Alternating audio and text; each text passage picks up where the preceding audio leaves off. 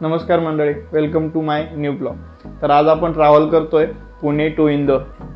इंदोरमध्ये आपण ओंकारेश्वर, उज्जैन, इंदोर मार्केट आणि बरंच काही फिरणार आहोत. त्या काळात जे काही होणार आहे, ज्या ज्या गोष्टी मला घेता येणार आहे, त्या सगळ्या मी तुम्हाला दाखवण्याचा प्रयत्न करणार आहे. तर तुम्ही चॅनलला सबस्क्राईब करायला विसरायचं नाही. चला तर मग आपल्या प्रवासाला सुरुवात करूया.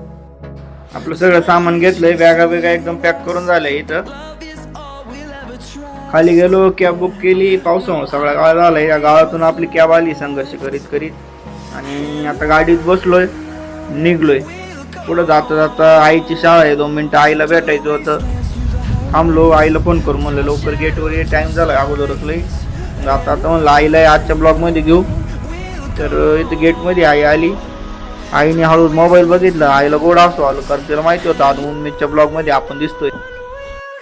आईसोबत बोललो आणि निघलो. आता इथून पुढं आपल्याला जायचं होतं संगमवाडीला, पण जायला लागलं शिवाजीनगर मेट्रो स्टेशनला. कारण किस्सा असं झाला, आपल्याला संगमवाडीला 5 वाजेपर्यंत पोहोचायचं होतं आणि आपल्याला वाजले 5:30, कारण कॅबच बुक होत नव्हती. मग आपली बस काही इतके वेळ थांबली नाही. बाकीचे पुढचे पॅसेंजर वाट बघत होते म्हटले आणि ते गेले निघून. मग काय शिवाजीनगर मेट्रो स्टेशनला गेलो. तिथं मेट्रोची जर वाट बघितली. म्हटलं आता इथून मेट्रोने आपण डायरेक्ट नाशिक फाट्याला जाऊ. मेट्रो स्टेशनवर थांबलो. लगेच 2 मिनिटात मेट्रो आली. मग काय मेट्रोत बसलो आणि गेलो डायरेक्ट नाशिक फाट्याला. तर बस इथे येऊन थांबते, तिथे येऊन थांबलो बसची वाट बघत. त्याच्यानंतर बऱ्याच वेळाने आपली बस आली. बसलो बसमध्ये बसलो आणि निघलो आता आपल्या पुढच्या प्रवासाला. आता बरंच पुढं आल्यावरती रात्री गाडी जेवायला थांबली. पण त्याच्या अगोदर म्हटलं तुम्हाला बस दाखवून घेऊ, कारण गाडीत बसताना बस दाखवता आली नाही, बॅगा होत्या आपल्याकडे लई. मग काय जेवलो पोटभर, आलो वरती गाडीत. म्हटलं आता घेऊ झोपून. रात्रीचे 11:30 वाजले होते. घेतलं झोपून. डायरेक्ट सकाळी 7 वाजता जागा आली. म्हटलं आलो असं जवळ. गुगल मॅपला बघितलं, आणखी 2 तास दाखवत होते. मग काय बसलो खिडकीतून बाहेर गाड्या झाडं बघत. फायनली 13-14 तासाचा प्रवास करून शेवटी आपण पोहोचलो इंदोरमध्ये.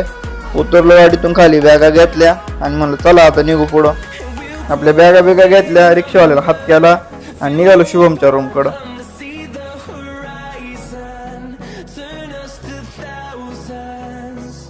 फायनली आलो रूमवरती. शिवाय हात करतोय, काय पण दिसाना. तो कुठे पाहतोय, तो मागच्या बाजूला उभा इकडे छोट्या घरावरती. इकडून हात करतोय. मी मोठ्या बिल्डिंग मध्ये बघू राहिलो त्याला. खाली आल्यावरती बॅगा घ्यावा लागतील म्हणून भाऊ वरूनच हात करत होता. पण काही शेवटी बोलवलं खाली. भाऊ मला बघून एकदम खुश झाला. मग welcome to Indore. Welcome to Indore. मी म्हणाल भाई